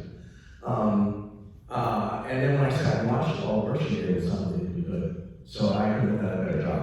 So that made me feel better. But I always feel a little like I lost something, even though I'm gaining something. The reason I moved off that show is because I was doing a big game for Konami. Which was actually better for my career to do that. I'm about to take over another show. I just started the Zero Family again. I did that last year. Well, I'm now just handed off to Ezra Weiss to kind of maybe on a new manga show movie thing. So it's normal, but it's weird. I had to learn how to not own it. It doesn't belong to me. I had to learn on Power Rangers. Power Rangers was so close to me. I wrote first a whole bunch of it in the beginning, so it became very close to me. But very soon after, it was no longer my show. It became the world show of all the other producers or whatever. So that's, it's a little bit. It becomes your child, but you have to let it go. More questions? Okay. Go ahead. So this is kind of building on how you're talking about how sometimes the Japanese style would sound way over dramatic when you translate to English. There's one trend I've noticed where it's almost like they're doing the reverse and they're taking a character type that is more subdued and then making them more cartoonish in English.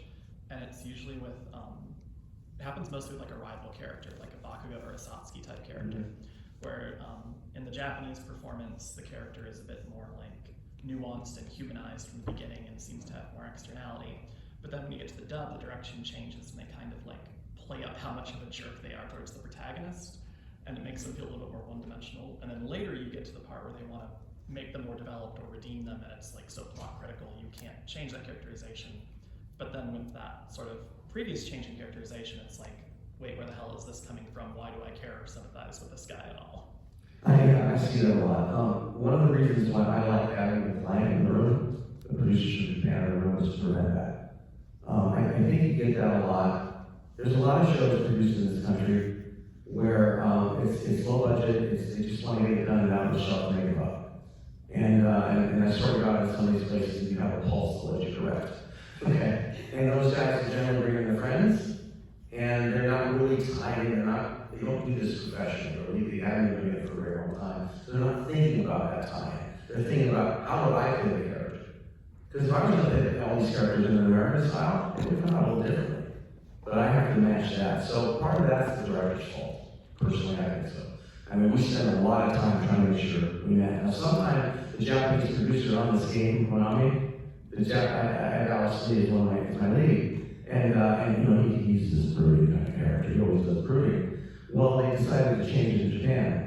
So now we're having consultations on how we're going to change the local Alice's performance in order to match what's going over there. So even they have sometimes where they watch it go, you need to keep this up a little bit. Or more often than not, we need to push it down and make it more close to this. It depends on the studio and the director, quite frankly.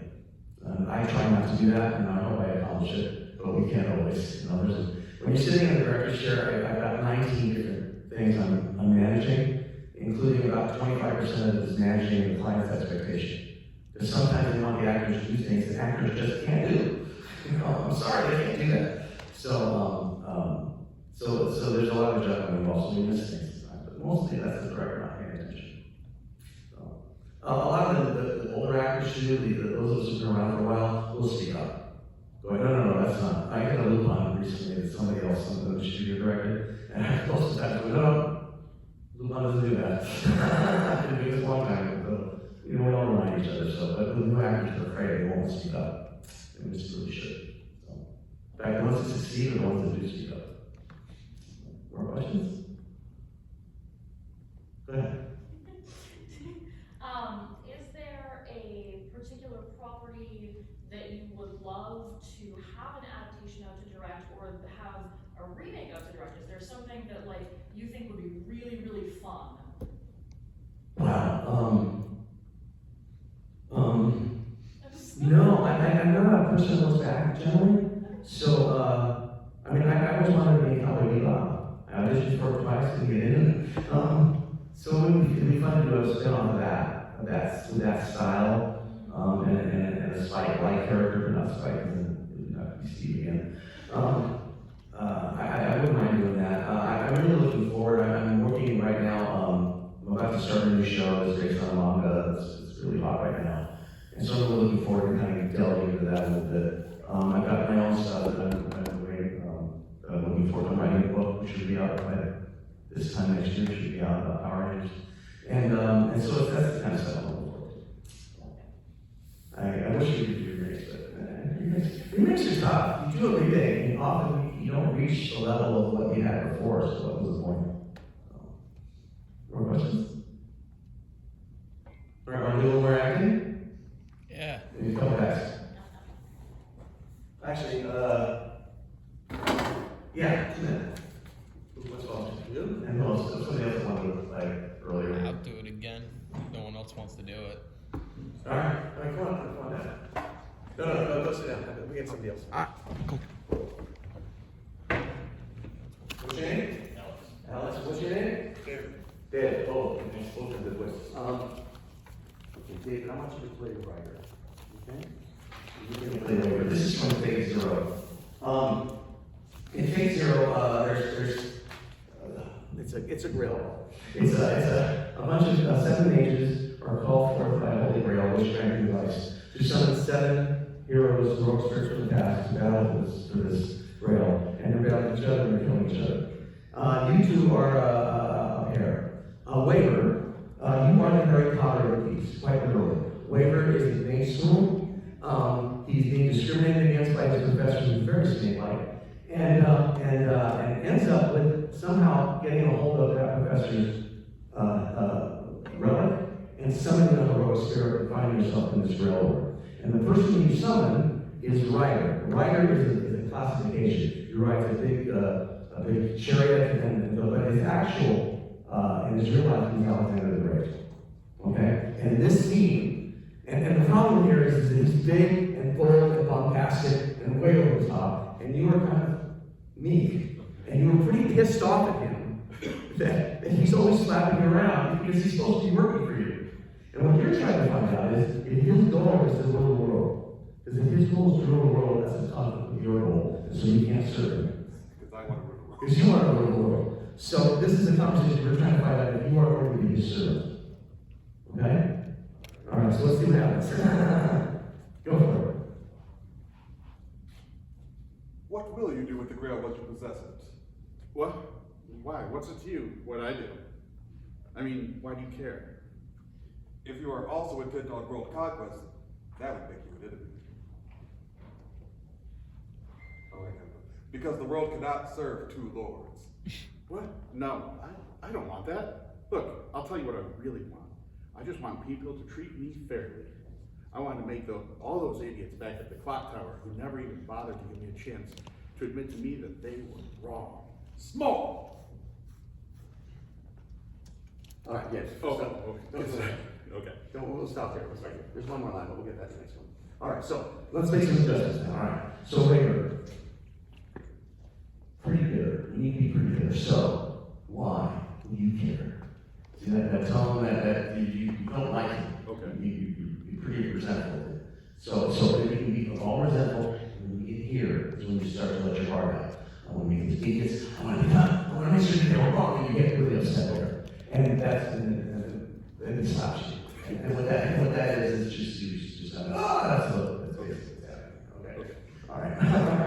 All right. So I need you bigger. The world serves two lords. He's bold. He's big. Way over the top of him. Okay. So that he has no choice to get upset. All right. Antagonizing the crap out of him. Yeah. And then at the end, it's you just think his dreams are too small. That's So it's not like the next major point's not like It's not that you're small, it's your dreams are too small. Get better, guy. You know, because at the end of this, you decide to be a servant. So this is part of how you decide to be a servant. All right, one more time. Go for it. What will you do with the Grail once you possess it? What? Why? What's it to you what I do? I mean, why do you care? If you are also intent on world conquest, that would make you my enemy. What? Oh, sorry. Because the world cannot serve two masters. What? No, I don't want that. Look, I'll tell you what I really want. I want people to treat me fairly. I want to make all those idiots back at the clock tower who never even bothered to give me a chance to admit to me that they were wrong. One more time. He's the guy that stops everything you want to do in life. He's the guy that does that. One more time. From you. Okay. I want to make those idiots at the back at the clock tower hate him. Who never even bothered to give me a chance to admit to me that they were wrong. Small. Is the rest of the line there? Oh, it's not. Oh, there's another line. It's small and uninspiring. Super. That makes the whole line. All right, go ahead and say that. So you notice the big difference. One of the things my job as a director is to focus on. Is to take this broad performance and focus it down to what's the essence of the emotional moment. And sometimes it's just a matter of telling them to hate more. I mean, and I do that to actors, by the way, in the studio. We're in the middle of doing the thing, I'll just break it. No, hate more, one more time. That sort of stuff. And when the minute we start to focus the actor down, the performance becomes more and more real. Now, a professional actor learns how to focus away, and that comes from practice. But the way you start to do it is by learning to take direction. One of my favorite lines that I tell my students, that I teach, one of the favorite lines I tell my students is that a good audition will get you your first job. Being directable will get you your second and third jobs. Because nobody wants to work with an actor that's not directable. Even I don't care how good you are. So there's some really good actors out there that you don't see in movies anymore. There's a reason. Okay? Any more questions? Go ahead. If someone was interested in getting into directing, what kinds of study would you suggest they look into? I know you mentioned that reading is really important and paying attention to media analysis and like what emotion are you seeing, but what kinds of like college classes or other education courses would you suggest? All right. First of all, you get the layer of storytelling, so some sort of writing background, something that shows you some writing. That doesn't necessarily mean you take a creative writing course or script writing course. Sometimes they force you into a box that you don't want to be in. But psychology is a great one. Psychology is what you deal with when you're dealing with script. And when you're dealing with actors, you're dealing with their psychology, and there's the psychology of the characters are playing. So a bit of psychology background is helpful. You want to be a director, you need to learn how to work with actors. So a little bit of acting training is helpful. Not because you're going to be an actor, but you need to learn what actors do, and how they think, and how they speak, and what the process is there. If you want to be a director on film, you need to take some filmmaking courses. Because there's a language to film, there's a cadence and the language and all that stuff. You need to learn that stuff, the visual learning stuff. But mostly, what you want to learn is storytelling. How to direct a story, how to find the beats and move the story around. The rest you learn on the job, because there's no really good training to be a director. You kind of learn it as you go. I learned early on that I need to talk to every actor differently. You don't respond the same way as you respond the same way as you respond. Every actor needs to be spoken to in a different way. So that's one of the things I had to learn how to do. I also had to learn how to make a decision without doubting myself. Your job as a director is to make decisions. What I had to learn was, okay, I'm going to decide this, and if I'm wrong, I have to own it, and then fix it. But not because you're under scrutiny the whole time. You're under scrutiny by the audience, you're under scrutiny by the producers, you're under scrutiny by the studio that hires you. Everybody's looking over your shoulder, and if you're a director and a writer, everyone's second guessing every decision you make. And that drives a lot of people crazy. Laura's a great director. She does not like that aspect of it. She's always got somebody second guessing what you're doing. You have to get used to that. I think I answered your question. Yes. Yes. Well, to follow up on what you had just said about people second guessing you, has there ever been a really vindicating moment where you made an unpopular call as a director, but in the end it turned out that you were absolutely right and people came around to the idea? I wish I could say yes or no, but they don't let you know that stuff because they don't pay anymore. I don't know. I think the biggest vindication was that when I started working on Power Rangers, everyone in the company went running away. Everybody thought it was going to be a big failure, so they left us alone. So we got to make a show we wanted to make. And it was silly, and it was cheesy, and it was on purpose, silly and cheesy. We did that on purpose. And everybody thought it was going to fail, including Rupert Murdoch, who threatened Margaret Lesh, the president of the Fox Kids, that if this show failed, her job was toast. Because she put everything she had behind it. Thank God for that woman. And so, yeah, and then, when 3 weeks later we were the #1 show on television, I felt pretty vindicated at that point. As a director calls, I never had that experience. I kind of wish I had. Generally, I'm very collaborative with the producers, so I rarely make decisions they don't know about. So, and if I do, God help me. Yeah. This is more, I guess, voice acting question. Sure. How do you get into a character that isn't you? So, like, for example, I'm not a mean person, so it's hard to put myself in that. I'm not that. So, how do you do that? Is that? Because you put yourself in who the character is, not who they are. Right. And I mean like who they are emotionally. Yeah. So what I would tell you as an actor, if we're doing this for real, I need to think younger. Remember what it was like to be 12. And it's coming from that place. Your voice is going to change, your confidence is going to change, but the character underneath is going to change. And that makes a big difference in voiceover. I did 8 Dynasty Warriors, all 8 of the first 8 games. And in the last 5 of them, I played 4 characters. 3 of them spoke to each other. To me, they all sound the same. But to the directors, it's not. Because each one is a completely different character, completely different emotional content. Again, to me, they all sound the same, but to them, it didn't. So that's kind of a lesson. You can't be your own judge, that's the problem. But you get yourself in the emotional state of the character. Generally, you're never going to be cast in something that you can't do. Right. And that's something a lot of actors just have a problem with. I don't know what to do. You were cast. You got the part. You were obviously what we're looking for. So let's just do who you are. That's kind of part of what I do with actors is just kind of calm down a little bit. When you start getting paid, it gets a little, you start to realize, especially when in LA. So now, when I did this voice direction for Scott Pilgrim Takes Off. And so I was working for NBC Universal. So when I went to file my paycheck, my payroll, I had to pick from a list of shows, and my list of shows was along with Saturday Night Live and all the other NBC shows, and it played in line a little bit, and I went, what am I doing here? So part of it, learning how to calm yourself down. And that's my job as a director, is to calm you down as an actor. More questions? Yeah, like 5 minutes. Go ahead. That's the question, but do we have time for another acting? Yeah, very much. I need 2 women, or 2 people who want to play them. Come on. One of the lovely parts of my school is that we don't care much either. You play whatever you want. Well, I got it. Come on in.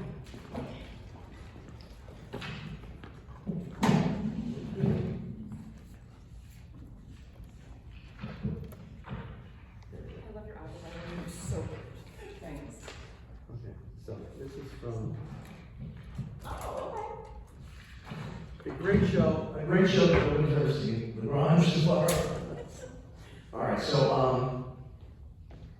I'm gonna play with casting here a little bit. I'll have you play with me, Mommy, and I'll explain to you why I don't. All right, so you're gonna play Madoka. In this scene, Madoka is a pilot.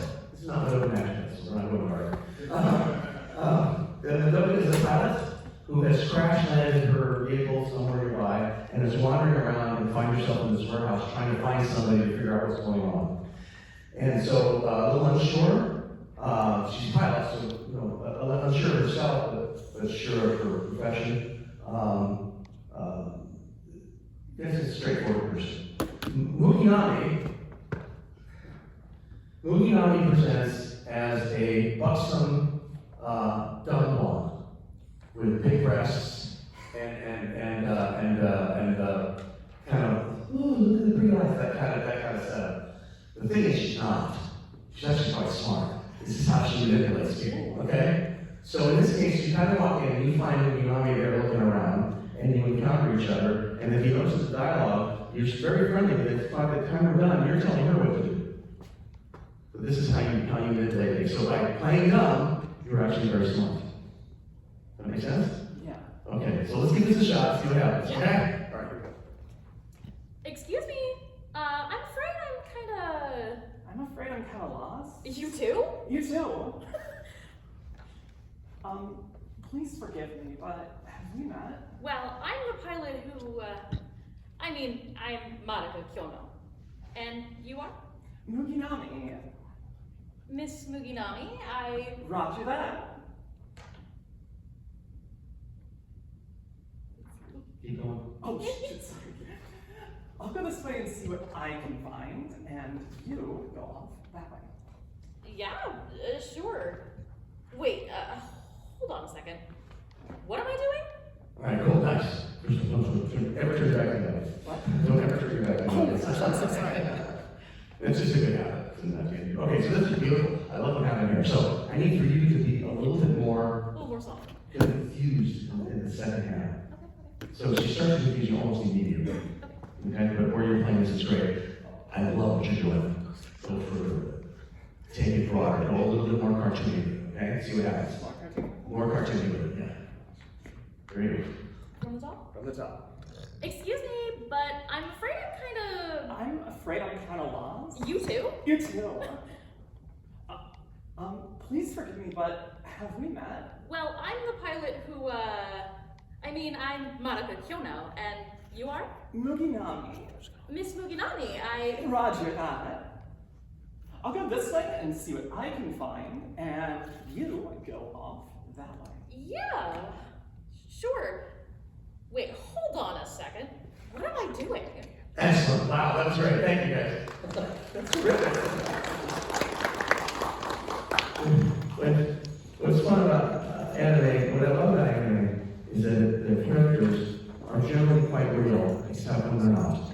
And then they go just a little tweak over the top, and it gives you a little sense of fun and stuff, and it brings you kind of back. So, and so that's what I like about that. Any more questions, by the way? We've got just a couple more minutes. All right. For those of you who are interested in voice acting, I have a school. You can do a commercial called Adventures in Voice Acting. You can find it at adventuresinvoiceacting.com. Most of the classes are in LA, but we do have some online classes that we teach, including a lovely woman named Laura Stahl, who teaches all our intro classes. She's terrific, she's caring, she's loving, she will make you feel good about yourself, which is what an acting teacher should do. If you're taking acting classes and it's making you feel bad about yourself, or like you don't have any talent, or like something is wrong with you, or that you're not enough, leave. Because that's not what an acting class should be about. It should be about building up your inner self so that you can get to wherever you need to get to. Not everybody can be a professional actor, but that doesn't mean you can't be an actor. You don't have to be paid to be an actor. Acting is a vocation, it's something that we're called to, it's something that I would do if I was getting paid. In fact, I did it for a long time without getting paid. So I just want to encourage you with that. If you want to go into this business, understand it's tough, and it's next to impossible to get in. However, I got in. I'm not the best actor I know, and there are ways. It's about fortitude. It's about knocking on the doors. It's about continuing to improve yourself, and then being ready to say yes when the luck comes along. There's a lot of luck involved in getting this job. I was really lucky to land the first parts that I landed because it sent me in a direction that allowed me to work. I have other actor friends who came up that are better actors than I did not get those opportunities. They're selling insurance. So I'm not putting down selling insurance, you know quite well. Okay? But I'm just saying that if you want to go in, it's impossible, but it's not impossible. And it's really your heart, your fortitude to which you're there. Okay? Any more questions before I wrap up? What was that website you were talking about?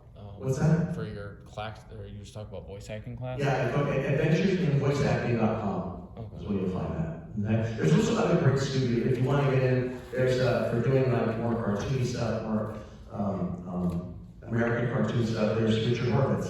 He was at Alpha Phi, he was in Vader's Inn. He has classes. Kristen Freeman has classes called Voiceover Mastery. And if you're really interested, there's a website called iwanntobeavoiceactor.com. It's put out by D. Bradley Baker, who's one of the best voice actors around. It's absolutely free, and it actually shows you how to turn your closet into a studio. So there's everything you need to know there. Okay? So we have no more questions. I'm going to sign off. Thank you very much. I'm so glad that you guys had me out here in Buffalo. I've never been here before. Actually, I've seen Niagara Falls. I know that's not a big deal to you, but it was a big deal to me. So thank you very much. I'm going to be down at our table another couple hours, I think, before they close down. So if you want to add more questions?